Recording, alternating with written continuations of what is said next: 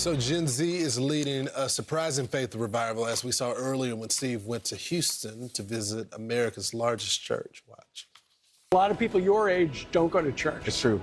But it seems like it's turning around. We have a lot of people who maybe they were going to church when they were younger because their parents said to do so, and then they fell out of faith, and then now they're coming back and regaining their footing and rebuilding the foundation. There are a lot of your friends who've never been to church, but suddenly they're interested in church. They've looked to other things, and nothing's really fulfilled them. Nothing's really satisfied them.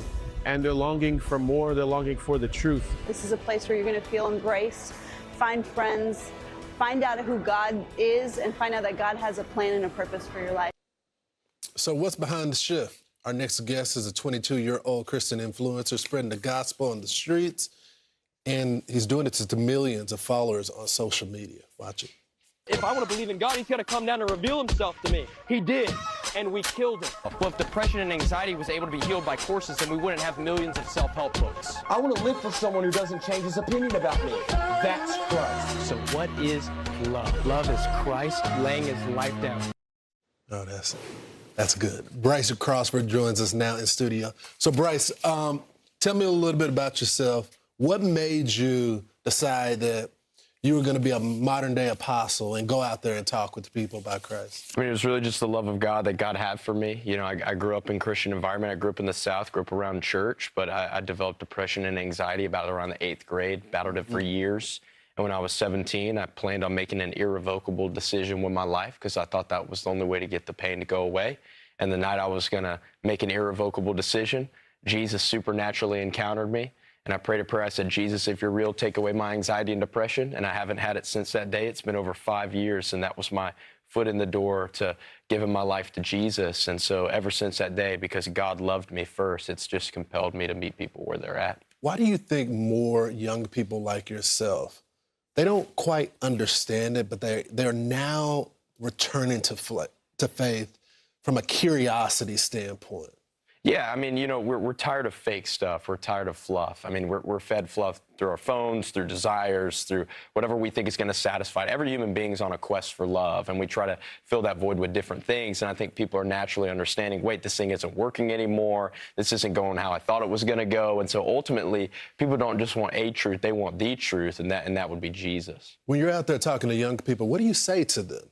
How do you get them to go back and forth with you and start that conversation? Well, actually, I'm just more like intentional in asking questions about them. You know, they're not a statistic. I'm not going out there to treat them like a stat to go home and brag about. They're a human being that's made in the image of God. And so we want to be intentional and ask questions, but we ask the tough questions too. You know, do you have a faith? What do you think happens when we die? You know, do you believe in Jesus? What's your thoughts on him? Everyone has a perspective of Jesus. It's just, do we believe that he is God? And if he is God, then he's worthy of our lives and worship. Isn't that really what salvation is all about right there? Yeah, just faith in Jesus Christ. That what he did on the cross is just perfect and better than we could ever imagine. Tell me about this tour. I Love Jesus tour. What is it about? And I know it says I love Jesus, but how do you make that tangible for people? Well, we're traveling around state to state, city to city, and we're gathering in theaters with believers under one truth, that Jesus is Lord. And we're ultimately, these aren't just nights or like a glorified emotional high. These are catalysts for people to feel recharged and refueled to go back to their homes, cities, workplaces, universities, and be a light. What do you tell that young person that's out there that is questioning things right now? If they're watching the show, what do you tell them?